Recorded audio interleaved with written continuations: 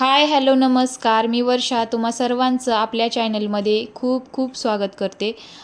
सकाळची सगळी कामं आवरली होती आणि सकाळीच आज लवकरच माझं एक पार्सल आलं होतं. मी एक ड्रेस मागवला होता. आता म्हटलं चला बघावं उघडून आणि घालूनही बघितला होता. आता लाँग व्हिडिओमध्ये काही मी टाकलं नाही, शॉर्टमध्ये टाकलं आहे, शॉर्ट व्हिडिओमध्ये. खूप लूज होत होता. आता आवडला तर खूप होता आणि क्वालिटी पण खूप छान होती. पण म्हटलं एक्सचेंज करून घ्यावं, कारण का फिटिंग पण करून काही उपयोग नव्हता. त्याचा पूर्ण लुकच गेला असता. आणि चला मग आता सकाळची सगळी कामं झालीत. पण सकाळी काय होतं ना, कॅमेरा लावून शूट करणं खूप घाई होऊन जाते, कारण का सकाळी विराटची शाळा असते आणि आरव पण लहान आहे आणि आरव पण खूप लवकर उठतो. मग त्याला पण बघायचं असतं आणि ह्याची शाळेचं पण आवरायचं असतं. मग अशी काहीशी घाई असते. त्याच्यामुळं मग सकाळी काही शूट करून घेतलं नाही. आणि विषय असाच होता की मुलांना घेऊन कामं वगैरे कशी पटकन करावीत, नियोजन कसं करावं कामाचं. आपण आपल्या चुकांमधूनच शिकत असतो. आता मी पण सुरुवातीपासून काही असं वेळेवर सगळ्या गोष्टी करत नव्हते. पण आता हल्ली ना, काही दिवसांपासून मी माझ्यामध्ये ना बरेचसे चेंजेस करत गेले. जसं की अगोदर ना मी लेट उठायचे, त्याच्यामुळं ना माझ्या इतर कामांना पण ना बराचसा उशीर होऊन जायचा. मग दिवस कसा आहे निघून जायचा ना तेच समजायचं नाही, कारण का एक तर स्वतःला पण आवरायला भेटायचं नाही आणि घर पण नेहमी अस्तव्यस्त राहिल्यासारखं व्हायचं आणि दिवस पण ना असाच निघून जायचा. आणि आत्ता चेंजेस असे केले ना, सकाळी विराटची शाळा लवकर असते, मग लवकर उठण्यात येतच डेली. आणि मग त्याचं आवरलं ना, मग मी आराम वगैरे असं काही करत नाही, लगेच मग कामाला लागते. मग आरव पण उठलेला असतो, मग लगेच त्याच्या शाळेची सगळी तयारी करून घ्यायची. तो शाळेत जाणार, मग लगेच बाकी इतर सगळी कामं करून घ्यायची, झाडू वगैरे मारणं आणि परत सडा वगैरे करणं, अशी सगळी कामं करून घेते ना. मग डेलीच माझे 9-10 वाजेपर्यंत पूर्ण कामं होऊन जातात आणि मग मला माझ्याकडे बराचसा वेळ मला मिळतो. मग असं मी स्वतःनं थोडंफार रेडी पण तयार होऊन पण राहते. पण अगोदर असं असायचं, एक तर कामं खूप उशिरा व्हायची, त्याच्यामुळं मी पण अशी काही व्यवस्थित नाही राहायचे आणि मग ते एकदम स्वतःला खूप अनकम्फर्टेबल या असं विचित्र अवस्थेमध्ये असं एकदम बोर असं वाटतं आपलं स्वतःलाच, आपण कसं पण गबाळ वगैरे राहिलो तर. आणि थोडं तयार वगैरे राहिलं ना, तर आपल्याला स्वतःला पण असं कॉन्फिडंट वाटतं. आता जे कपड्यांच्या घड्या आहेत ना, ते काय झालं, काल मशीनला कपडे लावले आणि लाईट गेलेली. आमच्या इकडे लाईटचा खूप प्रॉब्लेम आहे. तर मग मशीनला बराच वेळ कपडे होते, म्हणूनच मग संध्याकाळी वाळू घातले. मग आता सकाळी ते घेऊन आले होते. आता बाकी इतर सगळी कामं झाली होती. आरव हॉलमध्ये खेळत होता आणि मग मी इकडे बेडरूममध्ये सगळ्या कपड्यांच्या वगैरे घड्या घातल्या आणि त्यांना व्यवस्थित जागच्या जागी ठेवलं. आता हे कपड्यांच्या घड्या वगैरे पण सगळं लगेच्या लगे करून घेतलं ना, कसं घर पण टापटीप दिसतं, बराचसा स्पेस पण दिसतो आणि बघायला पण छान वाटतं आपल्याला, एकदम असं फ्रेश. आणि ते जर तसंच ठेवलं मेसी वगैरे ना, तर एक तर घराचा लुक पण जातो आणि नेमकं त्यावेळेस जर कुणी आलं ना, मग तर बस खूपच वेगळंच वाटतं. त्याच्यामुळं वेळच्या वेळी सगळं केलं ना की बरं पडतं. आणि असे काही चेंजेस ना मी करत गेले स्वतःमध्ये. आता मी बेडरूम वगैरे आवरली होती, पण आरव ना पडला, त्याचमुळे मग त्यालाच घेऊन बसले होते. मग त्याला झोपवलं आणि असं आहे ना, वर एक चक्कर मारल्याशिवाय ना मला करमतच नाही.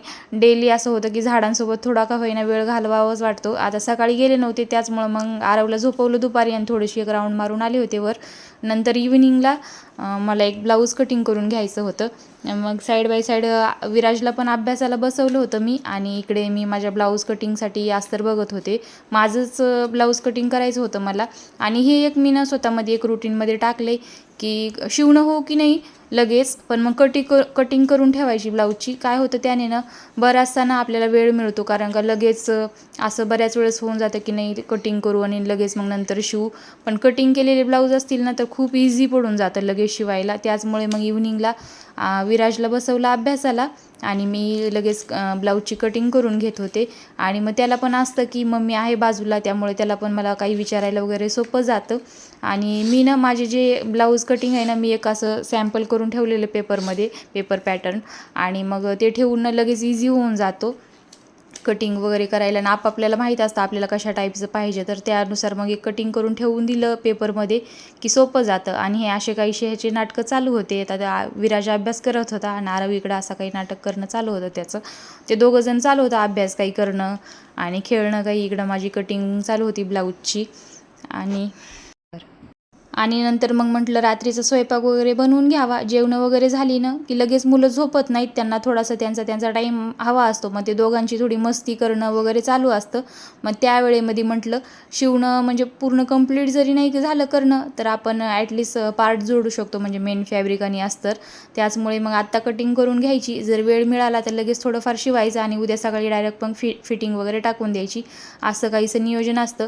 आत्ता बऱ्याच लेडीज एकाच टायमिंगला भरपूर ब्लाऊज शिवतात, पण माझ्याकडून असं होत नाही. म्हणजे मी एखाद्या दिवशी 1-2 ब्लाऊज शिवू शकते, पण बऱ्याच वेळेस असं होतं की मग मुलांना बघून वगैरे ना खूप असं हे होऊन जातं. त्यामुळे मग मी एवढं काही प्रेशर देत नाही स्वतःवर की नाही आज एवढे 1-2 ब्लाऊज झालेच पाहिजे म्हणून. मग कधी होऊन पण जातं खूप अर्जंट असेल तर, आणि एवढं काही घाई नसेल तर मग मी घेते एका दिवसामध्ये 1 ब्लाऊज तर करते. पण कधी आलाच कंटाळा तर 1 ब्लाऊज 2 दिवसही चालतं. जसं की आता हे माझं आहे, आता रात्रीला थोडंफार शिवायचं जेवण झाल्याच्या नंतर, आणि मग नंतर सकाळी उद्याला मग बाकी एक आहेत बाकीचे बाहेरचे आलेले ब्लाऊज, ते नंतर मग उद्या दुपारी कटिंग करेल, असं काहीसं नियोजन असतं. आणि जास्त अर्जंटचे वगैरे ब्लाऊज मी घेत नाही, कारण का आता मुलं लहान आहेत, म्हणजे आरव लहान आहे आणि मग त्याचा कधी मूड असतो नसतो, मग त्याला बघावं लागतं. आणि अर्जंटचं ब्लाऊज म्हणजे ना एकदम अशी डोक्यावर तलवार असल्यासारखीच असते, कारण का कस्टमरनं विश्वास ठेवलेला असतो आणि ते जर वेळेवर नाही झालं ना मग आपलंच स्वतःला एकदम असं होऊन जातं प्रेशर आल्यासारखं. त्याचमुळे शक्यतो अर्जंट ब्लाऊज नकोच वाटतात. म्हणजे आपले असे रेग्युलरचे असतात ते घेते, म्हणजे कधी 1-2 दिवस मागं पुढं झालं तर पण काही हरकत नाही. आता हे माझंच होतं आणि मला हे कंप्लीट करायचं होतं. आता कस्टमरचे पण होते 1-2 शिल्लक माझ्याकडे शिवायचे, म्हटलं हे माझं कंप्लीट करून घ्यावं. आणि नेमकं काय होतं ना की जेव्हा असं स्वतःचे ब्लाऊजच ना बऱ्याच वेळेस मागे राहून जातात. माझं तरी असंच होतं की बरेच असे ब्लाऊज राहून जातात की ह्या साडीवरचं त्या साडीवरती घालायचं, म्हणजे थोडं पण झालं मॅच की राहिलं, मग बाकी शिवायचं राहूनच जातं. त्याचमुळे मग आता ठरवलं होतं की जे काही पेंडिंगमध्ये ब्लाऊज असतील ना ते सगळे कंप्लीट करून घ्यायचे. आणि आता चला मग भेटू उद्याला, तोपर्यंत बाय. आणि व्हिडिओ आवडला असेल तर नक्कीच लाईक करा आणि कमेंटसुद्धा करा. चला भेटू उद्याला, तोपर्यंत बाय.